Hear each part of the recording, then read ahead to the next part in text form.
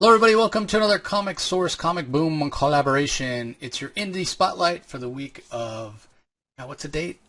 October 15th, 2024. Wednesday, these are the books that are coming out. There's a lot of fantastic books. We're recording this a little bit early because I will be traveling on Tuesday to New York Comic Con, which there's a retailer day on Wednesday, and then the con runs Thursday through Sunday. I'm probably going to be there even on the retailer day. We'll see. So be sure you're following the Comic Source on social media, especially Twitter. That's where I'll be posting most of my stuff.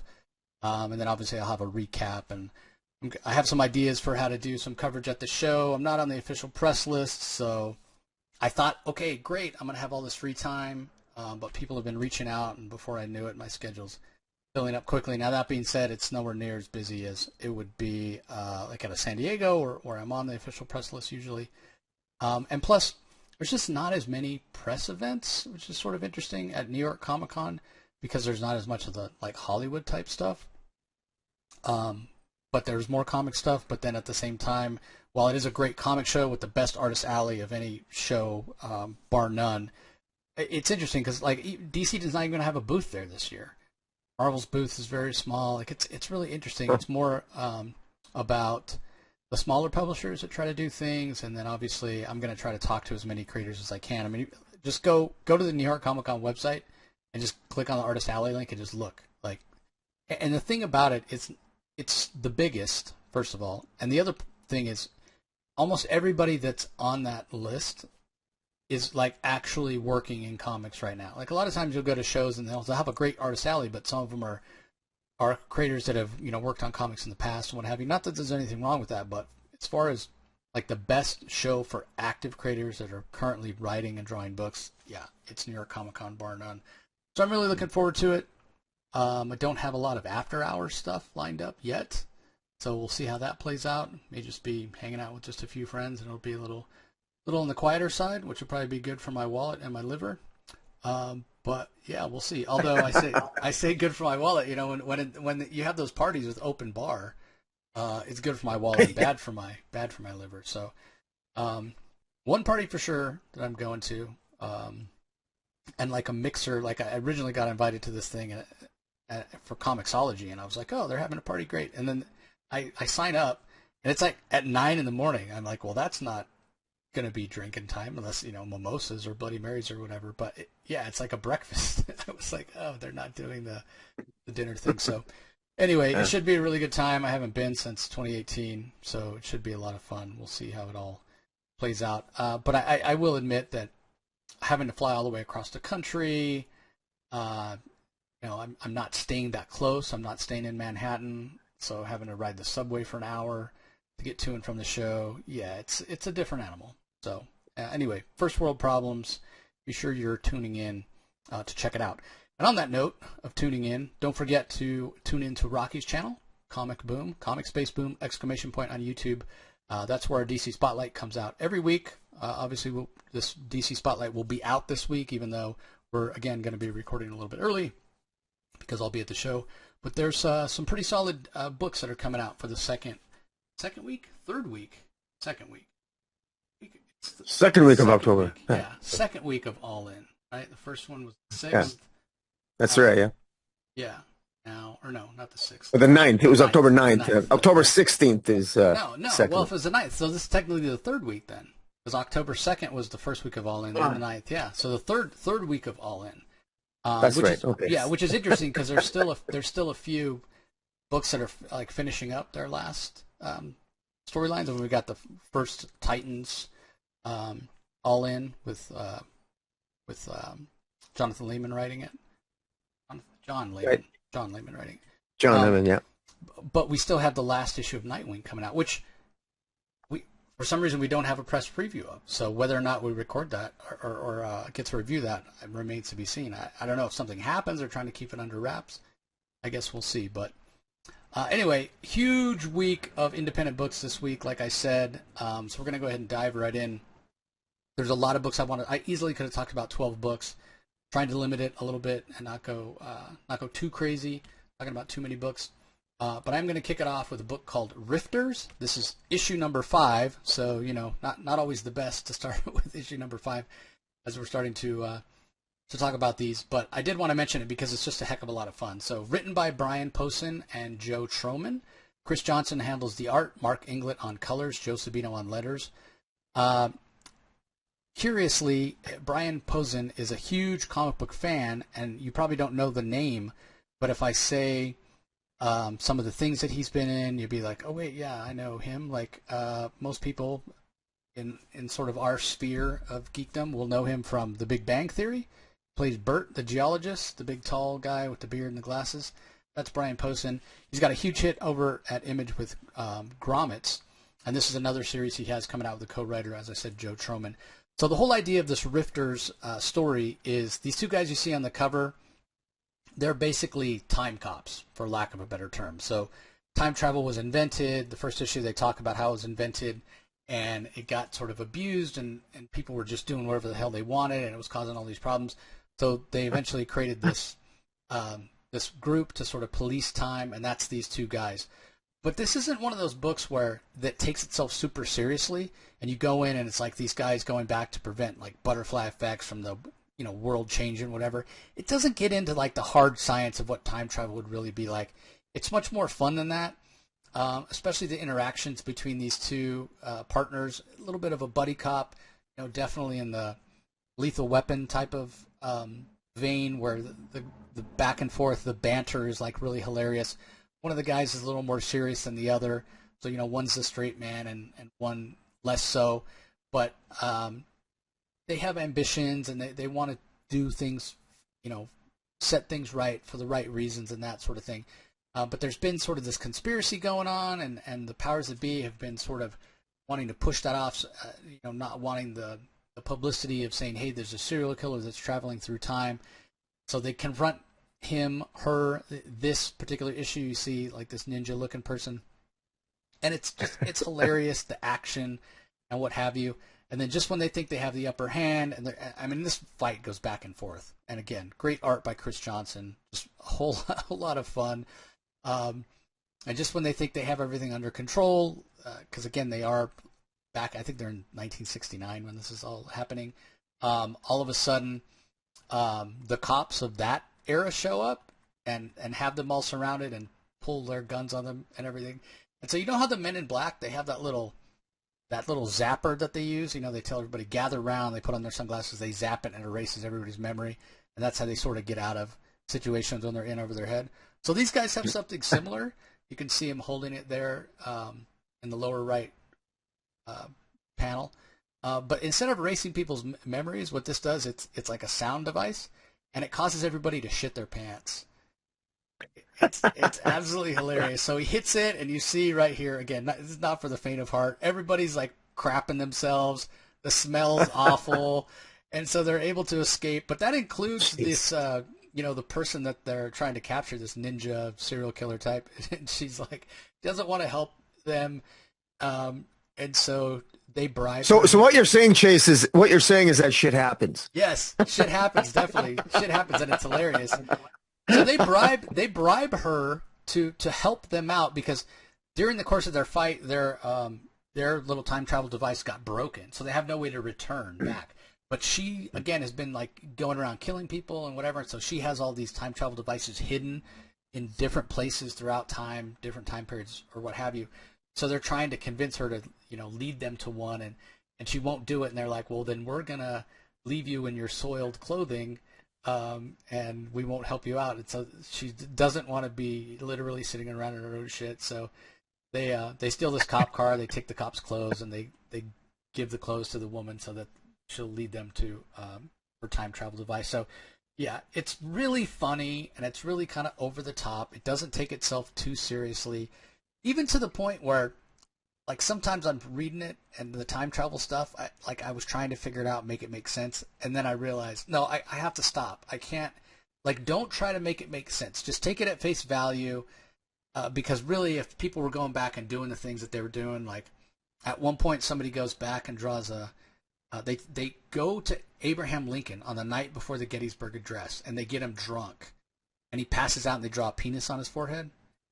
Like, that would have consequences, right? But no, there's no long-term consequences. So you have to take it all with a grain of salt. It's absolutely hilarious. The art is fantastic. I love the banter from these two characters, and I don't know where it's going to go. I don't know how many issues it actually is. Um, I didn't look it up. I think it's 6 issues, but I'm not 100% sure. But like, regardless, it's so fun that I can't help but really have a blast when I'm reading it. And again, like Brian Posehn, he's known for his acting as opposed to his writing.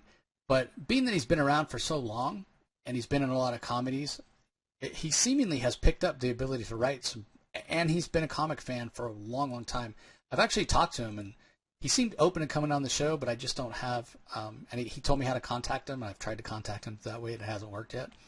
But be that as it may, I think with his, years and years of reading comics, as well as his years of acting, where you're, conveying a story, as well as just, reading scripts and what have you, that I say all that to say he's made himself into a pretty good writer. So I'm pretty impressed with what's happening here. Again, it doesn't take itself too seriously, and it's super fun. So definitely check it out if you're so inclined. It is 6 issues. I just looked it up. So only 1 issue to go. I don't think it's sold out anywhere, so you probably can go back and pick up the previous issues pretty easily. It's not like Gromit's, his other book that I was talking about earlier, that has sold out and gone to multiple printings. So if you want a first printing, of Gromit's #1, it may cost you a little bit. That's not the case with Rifters. It is a different feel from Gromit's, a little more tongue-in-the-cheek and over the top. So again, I recommend it. It's a lot of fun. I was really impressed. There are laugh out loud moments, especially with that. I don't know what you call it, shit stick maybe, where they click it and everybody shits themselves. Absolutely, just absolutely hilarious. So, okay, up next. So this is a little bit of I don't want to say a cheat, but it's more than just one book. Right, because Radiant Black, the Catalyst War, has been going on for quite a while now, and what's been happening since the Catalyst War started is there's actually been 2 issues of Radiant Black coming out. Every time Radiant Black comes out, there's a regular issue and there's a 0.5 issue. So 26 and 26.5, 27 and 27.5. Now, Kyle Higgins, I talked to him at San Diego Comic-Con. He mentioned this when I interviewed him. He's the first one to admit they fell behind because they bit off more than they could chew. They should have handled it a little bit better. Because, as always, as good as Radiant Black has been, as good as the entire Massiveverse has been overall, I do feel like the book has lost some momentum. And it's all because them falling behind.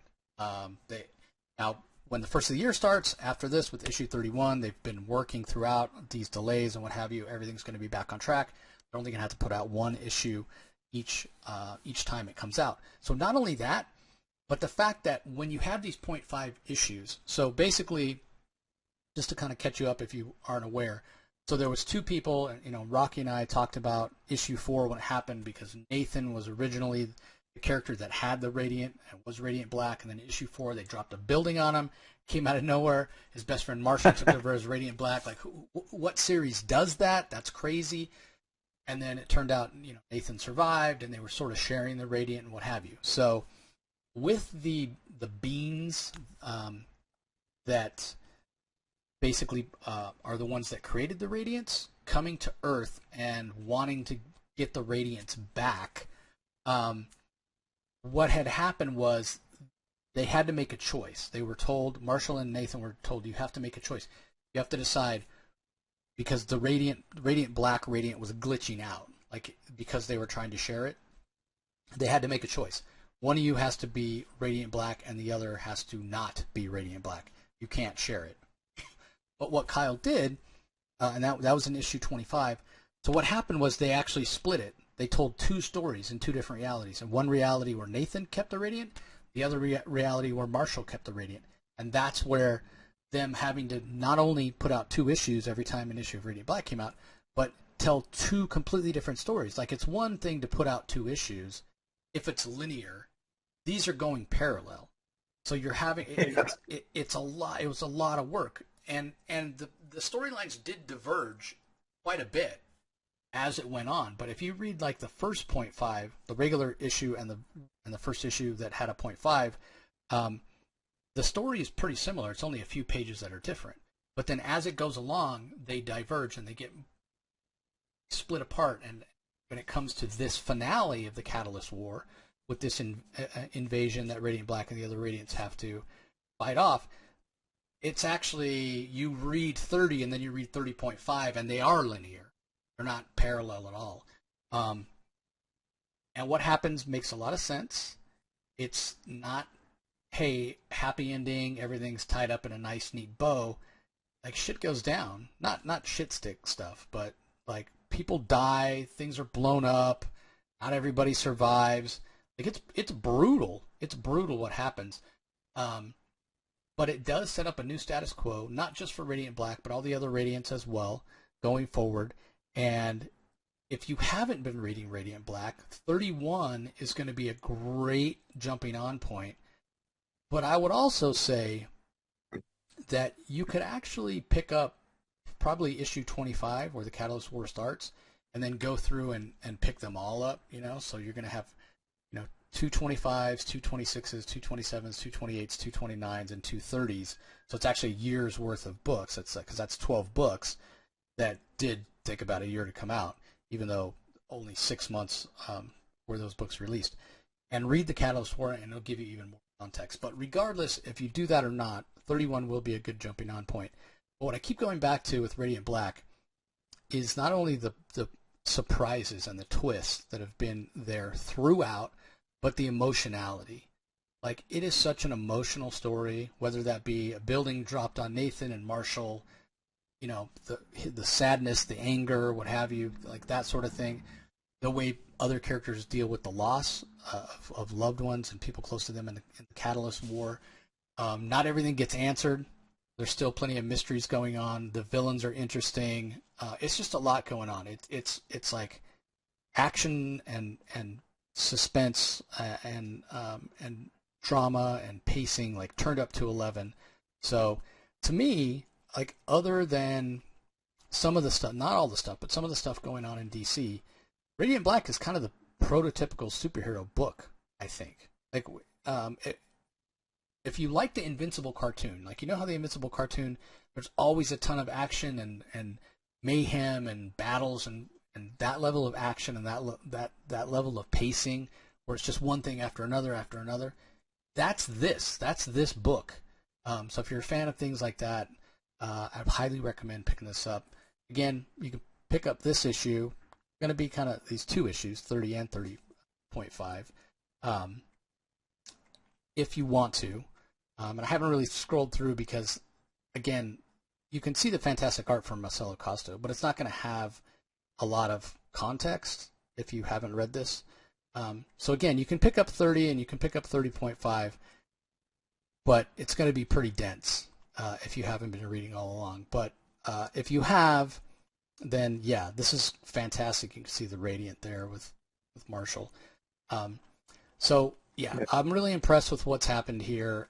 I actually have gone back several times throughout the Catalyst War and reread, because sometimes I don't always remember exactly what's going on because of delays. Let me pull up 30.5 here. I would add, it's a lot like, it reminds me a lot. I get Invincible vibes from it, and that's been said before about the series. And this is definitely something that I just hope at some point they do a cartoon of this or something like that, like they do with Invincible. I would love that if they put something like that together, because this has all the hallmarks of would be an amazing epic animation, and because the story is just it's unique. Particularly, I've never seen that done in comics before, to my knowledge, like what they did with Catalyst War, literally having two versions of the same hero between Nathan and Marshall, and it was just very well done. I've not read this issue that you just reviewed. I read up to 29.5, but it's dense. But boy, it's very rewarding if you stick with it. It's very good.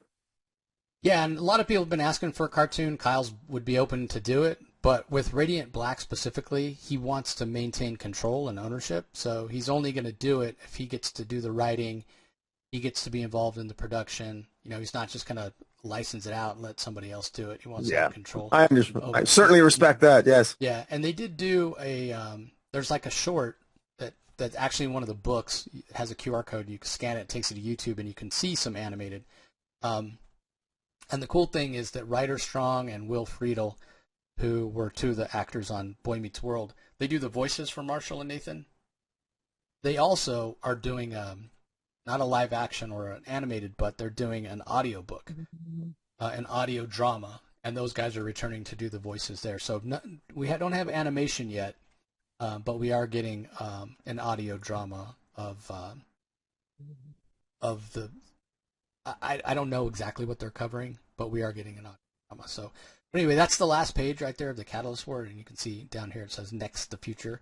So I'm really curious to see where it goes from here now that only one of them, there's not parallel realities where one of them is Radiant Black in one reality and the other's Radiant Black in the other reality. It's one reality and one Radiant Black, and I won't tell you who gets that. If it's Marshall or Nathan, you'll have to find out. So, okay, up next, let's talk about Vicarious. This is from Boom Studio. You know what? I just realized. Hold on, back. I don't think I ever gave the full credits for Radiant Black. I was talking about it so much. But yeah, obviously written by Kyle Higgins, as we said, Marcelo and Joe Clark. I don't want to shortchange Joe. He's been helping out with the Catalyst War because it's been so much work. Marcelo Costa on the artist, along with Eduardo Ferragamo. Colors by Raul Angula and Rod Fernandez, and letters by Becca Carey. So again, everybody over there at the Massiverse, no pun intended, they're massively talented. Ryan Parrott and Kelly McMahon and Misty Flores and everybody. And so I mentioned that to say this, and this is what reminded me that I didn't do the credits. Vicarious from Boom Studios is out, and it's written by Ryan Parrott, who writes Rogue Sun for the Massiverse. And he's done a lot of work at Boom previously on Power Rangers. Kyle Higgins, did that as well. So Misty Flores is still working on Power Rangers over at Boom. But anyway, this is latest series from Ryan Parrott. It's called Vicarious, created by Ryan and Eleonora Carlini. She is the artist as well. It's colored by Mattia Iacono, and letters are by Becca Carey. And this is the main cover. It's not a variant. By Dan Panosian. And just wow. I mean, incredible.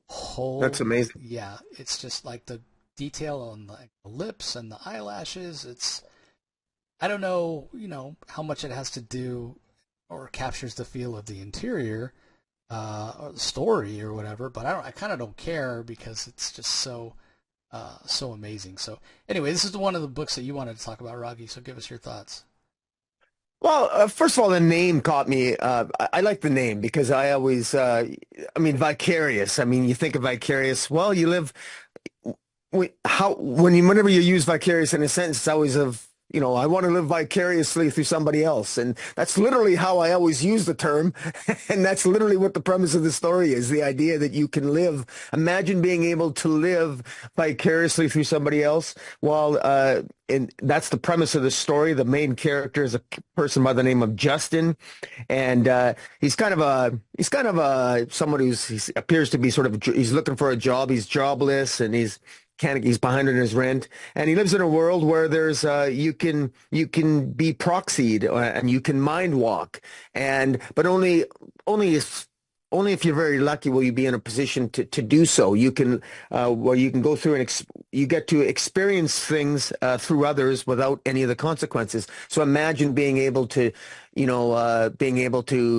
have and be intimate with any partner of your choice, and have somebody else do it for you if you're not good looking enough, but you can experience the same things. Or you can be, if you're not in good shape, you can experience something through an athlete, whether it's hiking or jogging, or perhaps even if you're blind, you can see a sunset through somebody else. And just the concept is very interesting. And of course, you can imagine, and through the mind of writer Ryan Parrott, and through great art by Eleonora Carlini, this is the story of Justin, who ends up helping out a somewhat of a famous person named Christian, and Christian sort of feels sorry for him, but is thankful for Justin's help and sort of basically almost saving his life, I think, or saving him from being, beat up pretty bad. And he gives him sort of an inside track on how to experience being proxied, and and and that sort of sets the tone. That sort of like gets the story moving, and where it ends on a cliffhanger, because while he's experiencing, he's other people are sort of experiencing what his actions. He invites other people. He can be the proxy for somebody else. And so somebody else can experience something through his body, through his sensations, through his eyes. And that's what occurs. But then near the end, is an interesting twist that happens. He's not recognized by his landlord, and there appears to be a dead body in his bathtub. So something is amiss, something's going on, a little bit of misdirection or something. But it's very interesting, and it sort of reminds me of something that, like a sci-fi movie that I'd see on Netflix or something. But a very interesting premise. I love there's very at one point when he becomes set up, when he becomes sort of like the vehicle to be a proxy for others. He's apparently he was operated on, and he was operated on by one of Christian's buddies who sort of set him up on this, and he's got some strange tattoos, and there's some biological markers that are on his body that are put there by the tattoo or by the person that sort of changed his body to be able to be a pop proxy. And so there's all kinds of like potential little hints as to what may or may have been done to Justin, because I think Justin may be a victim in a way, maybe he's a victim in a way he doesn't really appreciate. There's more to this than meets the eye. And anyways, very fascinating premise for an opening issue. I got to say, I really love it. And of course, that Dan Panosian cover is absolutely fantastic. It's one of the few covers I would say that I'm almost tempted to buy it without the trade dress. 99% of the time, I always want covers with the trade dress. But this is such a beautifully gorgeous cover that I would almost buy this cover without the trade dress. And I actually love the visuals, and you were wondering what does that have to do with the main cover. The way that Dan Panosian drew like the glowing hands with the different types of imagery and the different colors. It's almost symbolic of the different of being proxied, other people experiencing imagine somebody experiencing every nuance, every anxiety, every pain, every pleasure that you're experiencing at any given moment. How do you visually convey that? And I thought it was very interesting the way Panosian did that on the cover. So yeah, all in all, this was a very impressive opening issue. Yeah, again, that cover is just amazing. And it's not just the line work. The line work is exquisite. Obviously, it looks very real, and you get a sense of tenderness almost with it. But the color work, I mean, especially on the lips, just fantastic. Fantastic. So if anybody's read the novel Anyone, no pun intended, from Charles Soule, who obviously is a comic writer, that when I first heard about Vicarious, I was like, oh, that's Anyone, like Charles, because it's very similar, where it changes the world because you don't have to commute anymore. Like all pollution goes way down and everything, and if you're a surgeon, you can perform surgery all the way around the world. This is not that though. When I started reading this, because that in that one, yes, there are people that are willing to let their bodies be taken over, but if your body's taken over, they completely take it over, and you like go into hibernation, and that person controls the new body and does everything. In this, it's a little different. You're both consciousness of the person that's proxied and the person that's being proxied. You're aware. You can communicate with each other, and the person that's sort of along for the ride, the way it's described in the book, is you're sort of in the sidecar. So you feel the sensations that the body feels, and you have the emotions because you're seeing whatever is happening that's still going to trigger your emotions. Rocky mentioned seeing a beautiful sunset. So if you see a beautiful sunset and it affects you emotionally, it's just like you yourself are seeing it, and it's going to affect you emotionally. But you don't have control. At least we don't think so. maybe that's the mystery with the body and what have you, and there could be other things going on. But we're told that you don't have control. You can't control. And the person that's allowing themselves to be proxied, they're still in control. And again, they're conscious and they're aware. So there are some differences. And I'm really curious to see where it goes from here. And I'm sure we'll have Ryan on to talk about it at some point since he's a friend of the channel. But I was really impressed with this as well.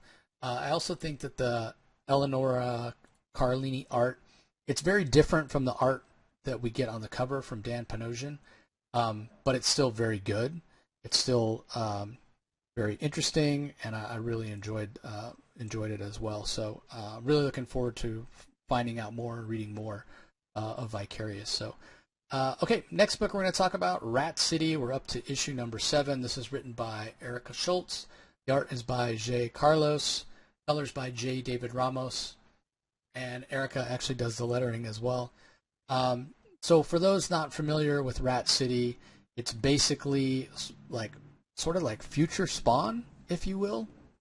So every other Spawn that's ever existed, past, future, present, what have you, it's always somebody that's dead and they've been reincarnated and they've had the power of the Hellspawn until this story. As it plays out, it tells a story of like a special forces unit in the future. They get ambushed, only 2 of them survive, and they are left disabled. One of them loses, I think, an arm and a leg, and the other loses both their legs. And when they come back, they enter this governmental program where they have prosthetic nanites and prosthetic limbs, but they both get rejected from the program because they're not meeting certain benchmarks or whatever. And it's got this certain conspiracy theory type vibe. But later on, and this all happens in the first issue, later on there's a big explosion, blackout type thing, and we're told through editorial notes that it's all related to the God Bomb that Spawn set off, I want to say in issue like 298. And they begin exhibiting characteristics of being a Spawn, even though they're not dead. And so the main character, Peter Cairn, here, he's sort of a Spawn, and the costume is sort of taking over for him, and doing things against his will, but he's trying to learn to control it, but we don't even know why he's a Spawn or how he's a Spawn. We just know that he wants to take down this Pharma Tech Solutions, which is like this big multi-global corporation that's the ones that installed the prosthetics and installed the nanites, and they seem to not have the best interest of people at heart. They're all about the bottom line. They're all about the power and making money for their shareholders and that sort of thing. So even though this is issue 7, we're still sort of finding our footing. We're still trying to figure things out. What's interesting about the art, it's really beautiful. The colors are very bright as well, and there's lots of action. But what I find interesting, so the line weights from J. Carlos, they're pretty thick, which doesn't lend itself to a lot of detail in the art. And so I feel like we don't really get that many panels per page. And I feel like that might be part of the reason why the story feels like it's not paced that quickly, because each of these is a relatively quick read, which isn't the most unique thing for a Spawn book. There's plenty of Spawn books, especially if you go back and read those super early ones, where it's like you feel like it's like a 5-10 minute read and then it's over. So this is a little bit more dense than that, but not much more. But what's interesting is the story that Erica Schultz is crafting is so interesting that I definitely want to be along for the ride and figure out what's going on. But I would have to say I wish that I knew more, and that's sort of a credit to the story that's being crafted here. That it's interesting enough that I want to know what's going on. I want to have answers. I'm very interested in seeing this Peter Cairn character learn what it is to be a Spawn and what it is that's, for lack of a better term, infecting him. Like, I want to see what his reaction is. How does he react to that? How does he live with that? How does he come to terms with that? Like, that seems all to be really interesting to me. But we're 7 issues in, and we haven't gotten there yet. but again, it doesn't feel like it's dragging. It just feels like, again, Peter's being pursued by these people along with this other character, Quinlan, who was friends with Peter's superior officer, Reese, who was killed, like I think issue 2 or issue 3 by Pharmatech Solutions. But they've been pursued by Pharmatech Solutions, PTS as they're known, like the entire time. They haven't really had a chance to catch their breath and try to, and know what's going on, figure out what's going on. So that part of the book I really enjoy, that sense of danger. But again, like, let's go. Like I'm curious to see, what happens. I want to know what's going on with the story. So I'm definitely along for the ride, and this has been selling really well. So I would expect that to continue, but we'll have to wait and see. So right. It's kept its $2.99 price point, hasn't it, or has it gone up? As far as I know, all of the McFarlane books, Spawn books, are still $2.99. I don't know why the cover disappeared there. Good for them. Yeah. Yeah, as far as I know. Yeah, and there's a ton of Spawn books that are coming out these days. So. Yeah. Right, let me go ahead and get the next book that we're going to talk about. Okay, here we go. All right, so this is, I haven't read this at all. This is one of your books. I do want to read it. It's Jerry Dugan. I just haven't gotten a chance to check it out yet. Let me see if I can find the, here we go. Find the credits. So, story and art by Jerry Dugan and Gary Brown. Colors by Chris O'Halloran. Letters by Joe Sabino.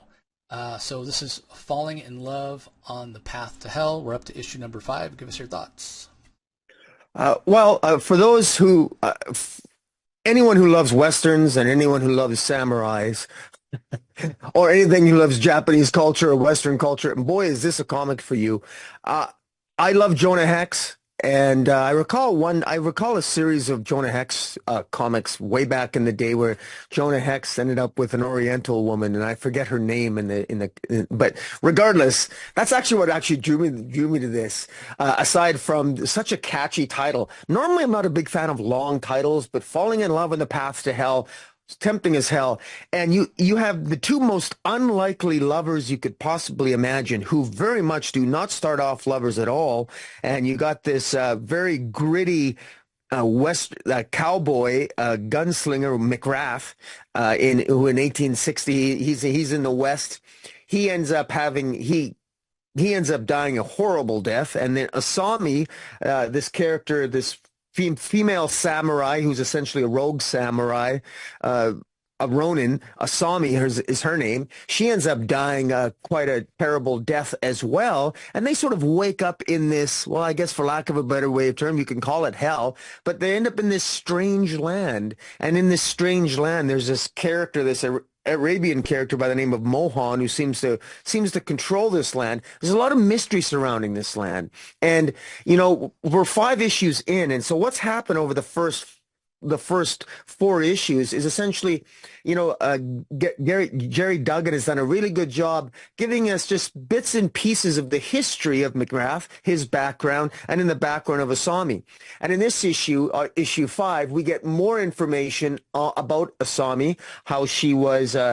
She left her husband. She brought shame upon her family because she was a woman and she didn't want to get married. She wanted to be a samurai. She wanted to learn the ways of the sword.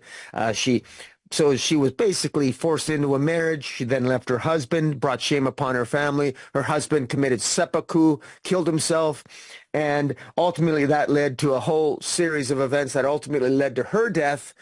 And that's, again, just more of her story.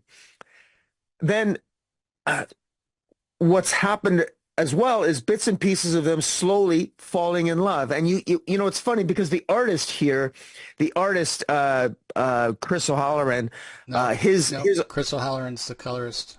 Sorry, who's the artist? Gary Brown. Gary Brown's. I apologize. Gary Brown, he does a really good job of showing in stark contrast. They don't look like that they're compatible. I mean, Asami and McGrath do not look like you wouldn't put them together as the couple of the year by any stretch.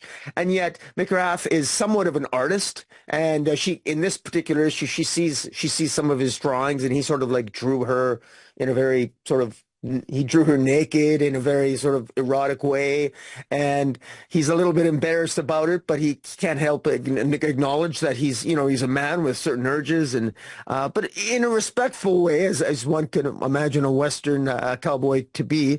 And Osami herself is slowly sort of having her hard exterior sort of withered away because she never saw herself as embracing or like being someone to fall in love with someone else. That was not the future she saw. And bear in mind, they're both dead, or at least they both think they're dead, and we readers think they're dead. They're in hell, and yet we don't know the rules of this strange land. We know that this character Mohan wants to rule it, and by the end of this issue, they end up confronting another another group of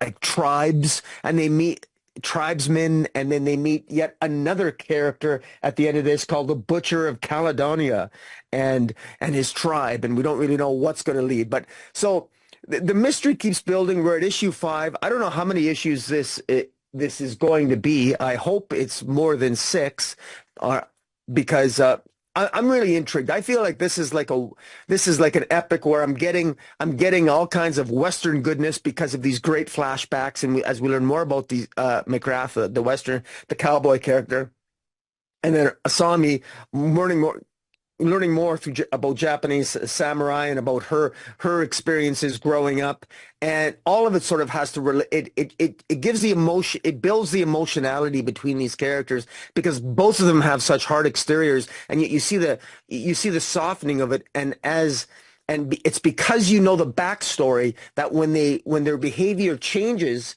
in the main story, you understand why. And so that's why those backstories are so important, because sometimes backstories, writers don't use them very well, and they're there unnecessarily. Here, there's very much a reason for it, and it actually builds the emotion. You're not only getting information about the characters, you're getting a background to justify the change, the actual character motivations as the main story is moving forward. So it's definitely I give it a high recommendation. I've been collecting this from the beginning, and I just love it. So yeah, top grade for me. Yeah, the art seems really cool. I'm a fan of Gary Brown's art, so definitely one that I wanna get caught up on. But yeah, just have plus the cover for like the cover for the main issue, like issue number 1, is like this homage to the first the movie poster for the first Star Wars movie, Episode 4, Yeah, which is really cool. So, okay, yeah. up next, Witchblade number 4. Witchblade has returned from Top Cow. It's been a sort of a long time coming, but I'm glad they waited because they're really getting it right. This new version is up to issue number 4. It's written by Marguerite Bennett. Line art is by Giuseppe Cafaro. Colors by Arif Prianto. Letters by Troy Petrie. So if you're familiar, if you've read Witchblade in the past, this is going to seem a little bit familiar in terms of it's Sarah Pazzini. We get Ian Nottingham. We get, what's the guy's name? Irons or whatever his name is, like the guy that's sitting there on the main cover there. Jeremiah. Ian Nottingham? No, Ian Oh, Nottingham's the sorry. one that's behind him with the sword. But the guy that the guy that Nottingham works for, Oh, which his sorry. last name's Irons, and I want to say Jeremy Irons, but that's the actor. Yeah, it's the That's the actor. Yeah. actor. That's not him. But anyway, I say that to say yes, there are like the classic parts of Witchblade that are here, but it is definitely modernized. It definitely feels different. The powers of Sarah Pazzini, what the Witchblade does, is different than we've seen it in the past. It's not so different that it's unrecognizable, but it's dialed up. It's modernized. It's interesting, and so I really like that. And then as far as the Cafaro art, It's not quite as clean of an art style as we've seen in the past, especially if you go back to those very classic early Witchblade issues, which were done by Michael Turner. He does have a similar style in terms of sort of a lot of things happening on the page and the Witchblade armor, and a lot of things that have a sharp point, and everything is very vertical.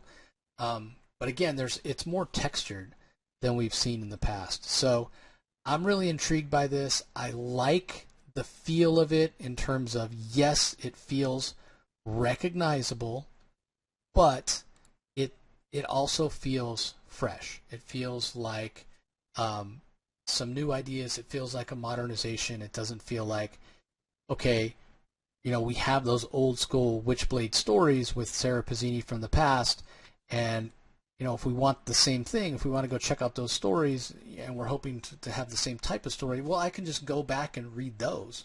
Why do I need to read anything new? Why would I be spending money to pick this up if it's just sort of a rehash? And that's not what this is. We're 4 issues in, and Sarah has the Witchblade. She's still trying to figure out what it is. She is still a police officer. Like I said, we have Nottingham, and we have that other character who it's driving me crazy that I can't think of what his name is.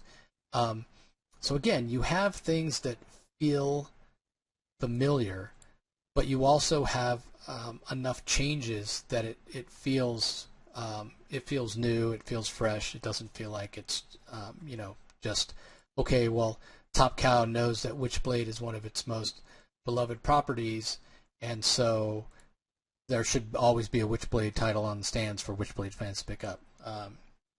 That's not the case, and I especially want to call out Marguerite Bennett for the changes in the power to the Witchblade from things we've seen in the past. And it's not just maybe the powers that are manifested, but it's the way that the Witchblade affects Sarah when she's wearing it. First of all, she's hungry all the time, like all the time, and she's like eating all the time, even to the point where some of the other police officers are like, man, you're looking, it's not that she's getting fat or anything, but they're like, you're looking solid. Like, she just seems like she's more there.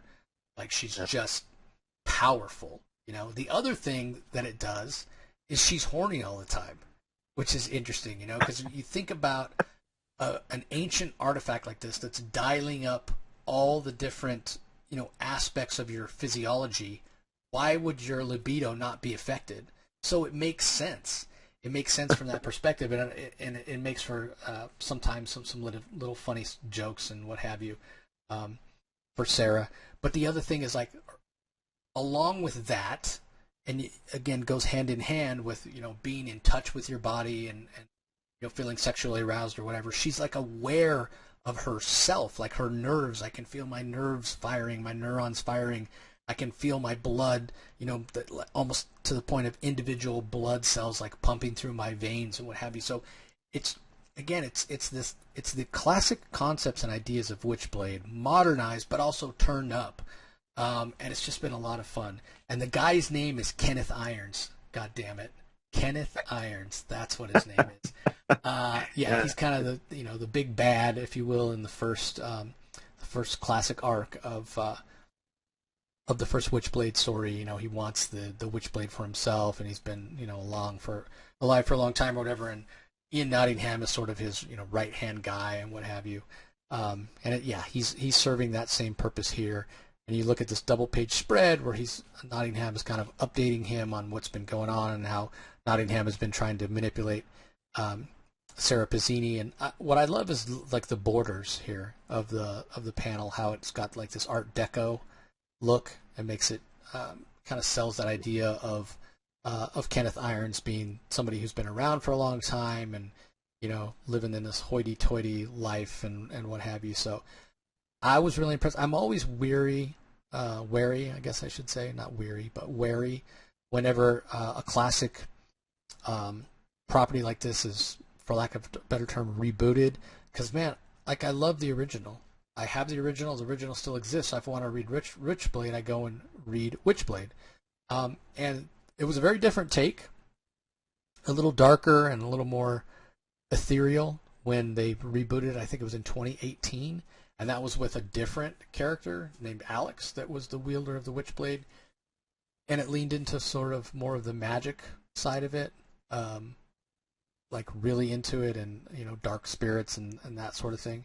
And this is sort of more of a return to, yes, it's magic, but it almost seems like it could be advanced technology in a way. That whole saying of to any society that's sufficiently advanced, their technology will seem like magic to a society that's not advanced, and it seems like we could be going down that path. So yeah, I'm really excited. The Cafaro art is interesting. To my eternal regret, I wasn't caught up on Witchblade when I was at LA Comic-Con last weekend, and Giuseppe Cafaro was there. I hadn't read it yet, and now I've read it, and it's like, man, I wish I'd read it sooner, because I would have loved to have talked to him about it, but I didn't talk to him because I met him. I got introduced to him. Matt Hawkins introduced me, but I couldn't say anything about the book because I hadn't read it. So yeah, just one more reminder. Hey man, try to stay current on the books that you're reading, because I hadn't read any. I hadn't read any of the previous issues. So when I saw this was out, I was like, okay. I want to be able, next time I see Giuseppe Cafaro, I want to be able to talk to him about the book. And so, yeah, I knew issue 4 was coming out this week, so I read issues 1, 2, 3, went right into 4, and then I was sad because issue 5's not out yet. So now I have to wait. Yeah, first world problems, I know. But I do recommend it. Whether you're a fan of Witchblade from previously or not, I do recommend checking it out. I really enjoy it. Yeah, sounds good. Did you have another book? Oh, you had Vicarious that you talked about, and then you had... Okay. Yeah, no, Yep. So, I just had 2 this week. Yep. So a couple more. Next one I'm going to go through really quickly. I mentioned earlier that that Spawn has a lot of books that are coming out right now, and that's true.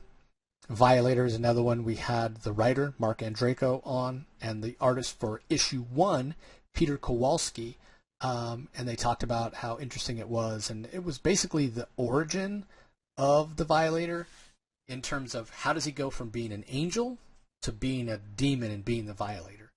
And I feel like if you're old, now again, I haven't read all the issues because all the issues aren't out yet, but I have read issue 2, and I'm going to talk about it here in a second. But what I will say is I think issue 1 of Violator Origins is going to end up being the most important issue of the 6 issues because it really tells that part.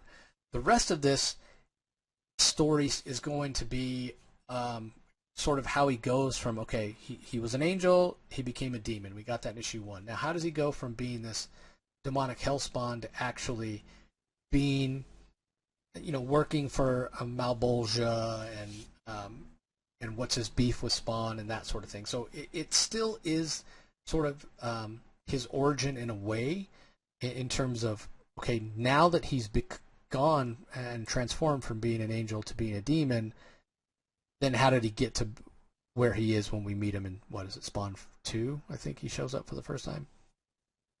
So that's sort of the journey that starts here in issue 2. So it's written by Mark Andreyko. Mark writes all the issues, but it's different artists for each one. This time the art is by Kyle Hotz, the colors are by Dan Brown, and the letters were by Ann World Design. Now, if you've seen Kyle Hotz's art before, it's going to be no surprise just how detailed and absolutely incredible the art is in this book. So it's called Blood and Snow, and it has this... Like, Kyle Hotz's art always has this, right? Like, we saw it in a couple weeks ago in the Lobo special, where he did a fantastic job. But, I mean, just look at that. Look at that gorgeous art. Look at all that detail. Look at all that texture. So, basically, when Malbolgia fell to Earth, he's, like, in these Arctic waters. He gets frozen. These monks, these Christian monks of all the people to rescue Spawn, it's like these Christian monks that rescue him. However, a Spawn that we've seen before, the Viking Spawn, senses the evil that is the Violator, and he goes after these monks, and wants to find out and vanquish this evil. So the story is, there's not a lot to it, but it's basically how does Malbolgia survive the fall to Earth, or not Malbolgia, but how does the Violator survive his fall to Earth, and how does he decide, hey, am I going to be on the side of the Creator? Well, probably not, right? Because I turned my back on him. It was the influence of Lucifer, the morning star, that caused me to turn my back on the Creator, or God, if you prefer that term. But he still has to pick a side in this war, right? Is he going to be on the side of Lucifer? Is he going to maybe repent and go back to being on the side of the Creator, being on the side of God? Or, the third choice is he can just be on his own side, which, spoiler alert, we know that's what he does, although he eventually does start working for Malbolgia at some point. So there's a lot of action, fantastic art, great color work, but mostly you're going to pick up this book to see the Kyle Hotz art and to see the epic battle between the Viking spawn and the Violator, which, you just hear about anytime the Violator and a Hellspawn fight, that shit's going to hit the fan, and there's no exception here. Look at that page. Look at all that detail there. He's been rescued from this ice. That looks incredible. Yeah, this frozen water by these monks. The monks want him to protect. The monks want the Violator to protect them from the Viking spawn. Viking spawn has his own ideas, and when he attacks, things get pretty out of hand. I'm trying to get to the page where they're fighting. Yeah, you see that. I am much more a creature of action. I was hoping you'd say that, and they just start battling. And so, I won't spoil it all, because one of them clearly emerges as the victor. But yeah, it's pretty fantastic. So, in terms of advancing the story of the Violator, it advances it in a very small amount, especially compared to the first issue of Violator Origins, where we did see the way the Violator was the one responsible for creating necroplasm, which was really interesting. So if you want to learn more about how integral the Violator is to the Spawn universe, I definitely recommend picking this up. Like, I had no idea. Again, I haven't read every single Spawn comic, but I had no idea that it was the Violator that basically was responsible not for creating necroplasm, but for making the discovery of how necroplasm could be used to craft the symbiote suits and that sort of thing. So he really is integral in the origins of the Hellspawn. And I had no idea he was an angel. Like, there's a lot here. There's a lot here. Now, again, the first issue, a lot more meaty in terms of story, and the Peter Kowalski art is amazing. For the second issue, I would say the Kyle Hotz art takes top billing. A lot of people, I think, are going to pick this up because the art's amazing. But the story, it does advance a little bit, but nowhere near as much as the story moved along in the first issue, which is okay. We want kind of the contrast and the ups and downs so that the impact of the art can be really felt, or the impact of a certain story beat can be felt. So you want that sort of give and take. But I really enjoyed this. I think the cover is awesome. The Violator's been probably historically one of my least favorite Spawn characters. He's sort of two-dimensional to me, or even one-dimensional. He feels a little mustache twirling. So getting this context for him may help me to appreciate him more. I certainly felt that in the first issue. Less so in this issue, because again, we don't get a lot of story here. It's more about the art. But when it's art like this, I'm perfectly fine with that. Kyle Hotz is just on another level. I'm sure when a lot of other artists see this, they're just gonna shake their head and be like, "Oh my god, dude! It's unreal, the level of detail that he puts into his art. It's crazy." All right, so the last book I'm going to talk about a little bit in detail here is the final issue of Destro from Skybound. This is the final sort of prelude, I'll call it, miniseries that leads into the regular G.I. Joe series, with Destro fighting against the twins, the Crimson Twins, Tamox and Zomat. It doesn't end the way that you think it will. We've got Cobra Commander, we've got the Crimson Twins, and they confront Destro, and it's an all-out battle for survival, and it's a hell of a lot of fun. The art from I should give the credits. Dan Waters is the writer. Andre Brezin does the art. Adriana Lucas on colors. Russ Wooten on letters. So for the majority of the issue, it's this all-out brawl between Destro and the Crimson Twins. The Cobra Commander kind of sits back. It almost seems like he's going, all right, let me see who survives, and maybe both their organizations and themselves will be so weak that I'll just absorb both of their organizations, or maybe one absorbs the other, and then I'm still, above the organization that's left. You can almost hear the wheels turning, or the rocks rolling around, if you rather, in Cobra Commander's head while he's trying to figure this out. But meantime, I love what Destro is able to do. I love how formidable this series makes him feel. He's like, I only have 3 soldiers, whereas the Crimson Twins have their whole entire Crimson Guard. They're outnumbered, 20-1. But Destro's like, you can win with only 3 soldiers if you're smart, if you deploy them in the right way, and what have you. So it's interesting to see the different strategy, the way that it all plays out. And then there's a twist at the end where basically Destro has the twins at his mercy and can destroy them, and then chooses not to. It's almost like he's flexing, like, yes, I'm strong enough that I could destroy you, but in fact, I'm so strong that I don't have to destroy you. I'm going to prove my strength by saying, I forgive you. Based on where we are right now in this world with Energon appearing and robots that can transform into machines falling from the sky and the world in a perpetual state of war, we want to keep it that way. We want to be the ones that have the power. We want to be, and that's been a theme throughout that Dan Waters has been really good at expressing, particularly when Destro is captured by the U.S. Military, and basically they could lock him up and throw away the key, and he's like, yeah, but then where are you going to buy your planes, and where are you going to buy your tanks, and where are you going to buy your missiles? I'm a necessary evil. You have to let me go. And that's basically what Destro is saying here. He's like, we're a necessary evil. We want to make sure the world's in a constant state of war, so our weapons are always in demand, and we maintain our level of power.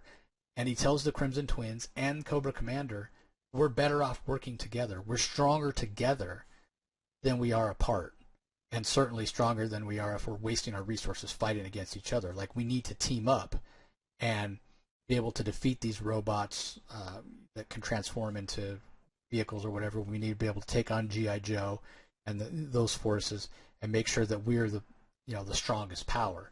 And just so you know that Destro's not completely like logical and weak or whatever, you think that's like a strange sort of woke, for lack of a better term, way to do things.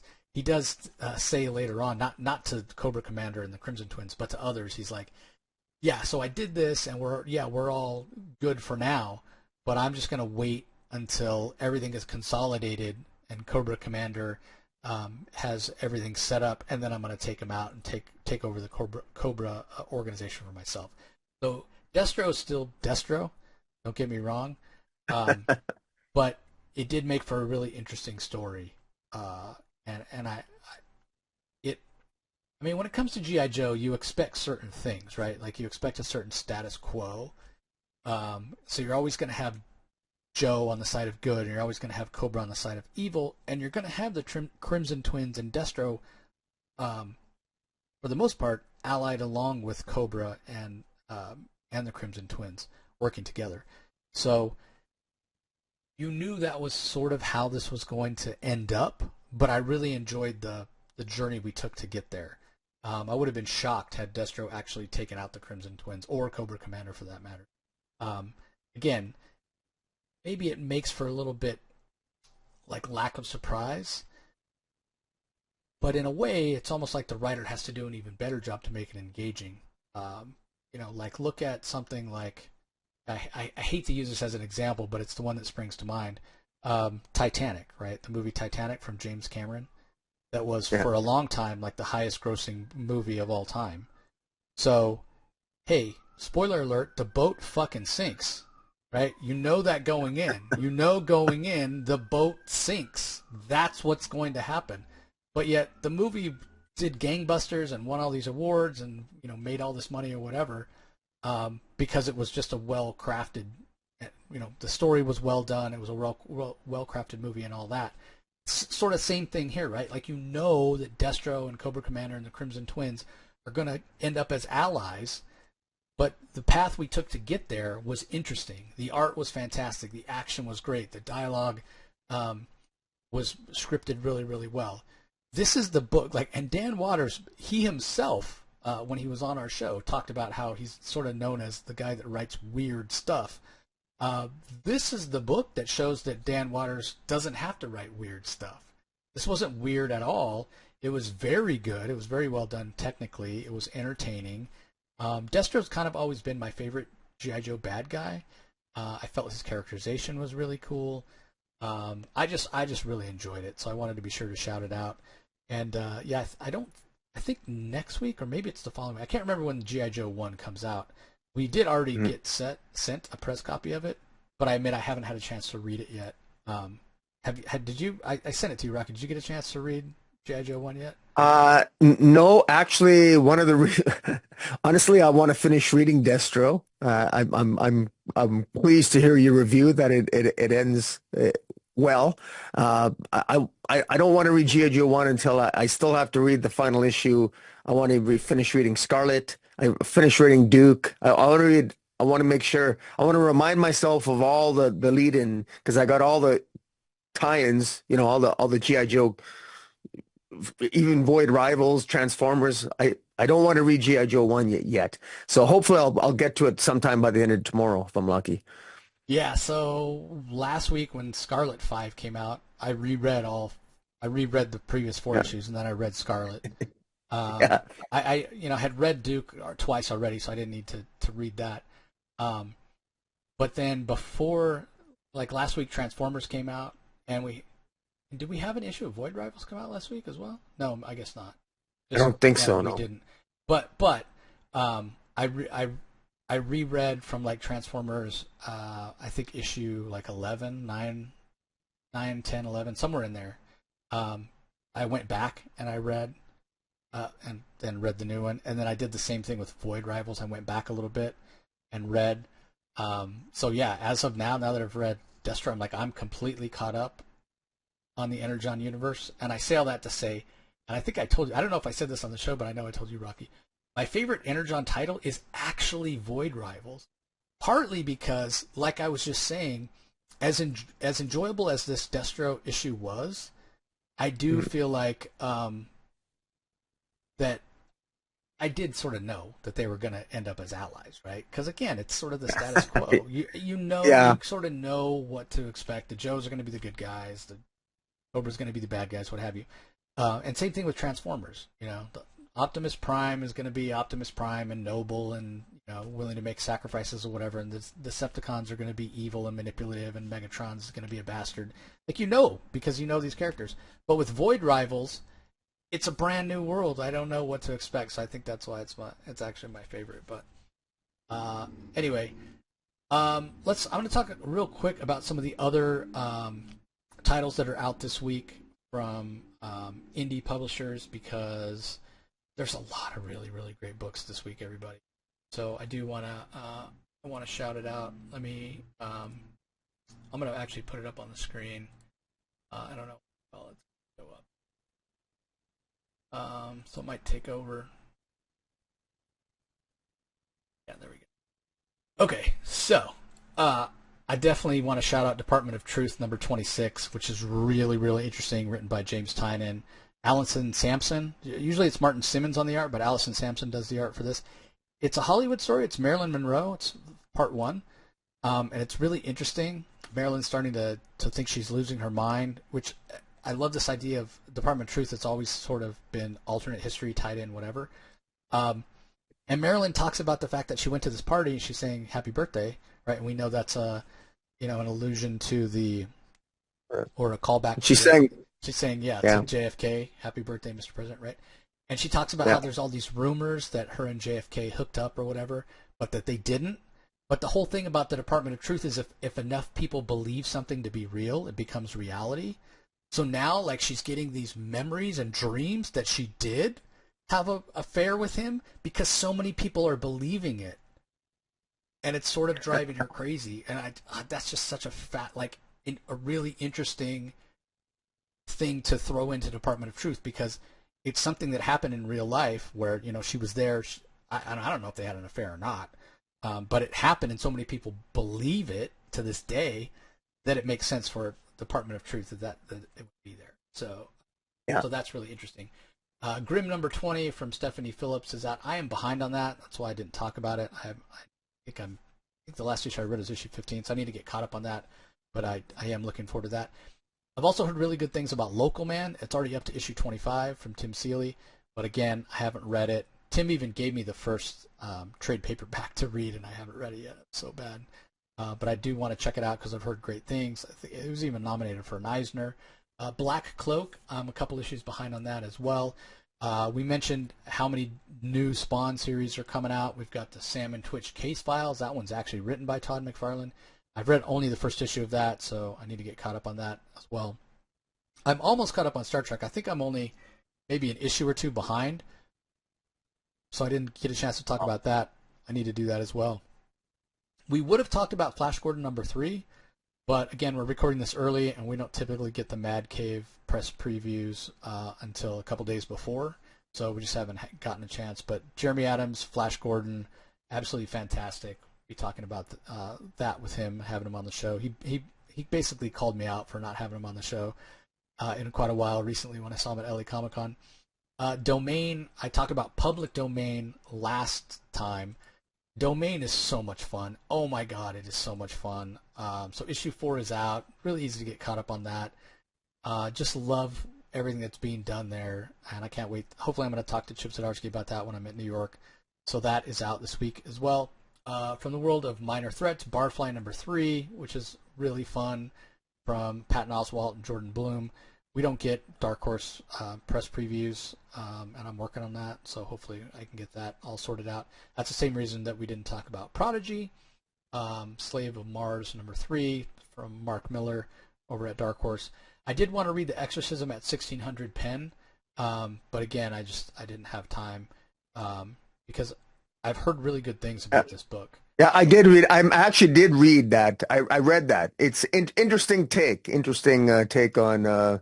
It's exactly what it says. What it sounds like. But yeah, wasn't bad. Yeah, Hannah Rose May. Like I said, I've heard good things. So hopefully I'll get a chance to read that. I'm planning on my plane ride to New York. I'm planning on reading a ton of books. That's what I'm planning on doing. But there's every chance I'm just going to end up trying to sleep. But we'll see. Typically I can't sleep on a plane, but we'll see. I know I'm not going to get much sleep in New York, so we'll see. Also want to call out Minky Woodcock, the girl called Cthulhu number 1. I'm supposed to be interviewing the writer of that at New York Comic Con, so we'll see. Hopefully I'm able to get that done. And then the Oddly Pedestrian Life of Christopher Chaos Halloween special. That's a James Tynion series. That one's really good. Again, Dark Horse, I haven't had a chance to check it out, but that series is a lot of fun. And the last thing I'll shout out is from Magma Comics, The Pedestrian, number 3, which is written by Joey Esposito, who's mostly known in comics for doing lettering. So he's got his own book, and I've heard really, really good things about it. In fact, I think the first issue sold out. Not that it had like a giant print run or anything, but I've been, like I said, hearing really good things about that. So I'll have to try to check that out when I can. Well, typically we select our book of the week at this point. I don't know if you have something in mind, Rocky. I mean, Well, I talked about 2. I mean, I love them both, but I would go with Falling in Love on the Path to Hell has been my favorite ongoing for a while, but Vicarious is a really, really great start. And I just love the premise. The concept alone impresses me. But I'm going to go with Falling in Love on the Path to Hell because it continues. It's rich storytelling, and Gary Duggan has really hit it out of the park, I think. Yeah, like I said, I've heard good things about it, and I want to read it, but man, there's only so many hours in the day, um, Yep. and that's basically what limits me. Now that being said, my wife and daughter are out of town this weekend. They're in Disneyland, so that's what gave me like literally all I did on Saturday was read comics. So a lot of these books that I was reviewing today, I there was more. It was more than just one issue that I needed to read in order to talk about it. So yeah, I'm not that I don't love them and I don't miss them when they're not here, but it was nice to just have nobody bothering me, nobody needed anything, and I could just read comics and I got caught up on a lot of stuff. So that's one of the other reasons that I've wanted to do this this indie spotlight, because when I did the New Comics Wednesday, it's like, well, you got to kind of keep up if you're going to be talking about the new books that come out every week. You got to stay caught up. Otherwise, you're how can you talk about the books if you haven't read them? So it's a tough call for me this week. There was a lot of really, really fantastic books. But ultimately, I don't think I can pick anything but Radiant Black. It's just it's been a long time coming. The end of this Catalyst War. It didn't disappoint. It was emotional, like I said. Tons of action. Massiverse is just such a refreshing, grounded, high quality corner of the comic book universe that you can count on. It's very engaging. Kyle Higgins is awesome. Loves to engage with fans and on social media and what have you. And I just think they've created something really, really special over there. So I had to go with that. But it was a tough call. There was a lot of really, really great books this week. And it would have been easy for me to, select something else. Even some of the books that I didn't talk about, like Domain. I didn't get into Domain because, again, I couldn't talk about every book that I read.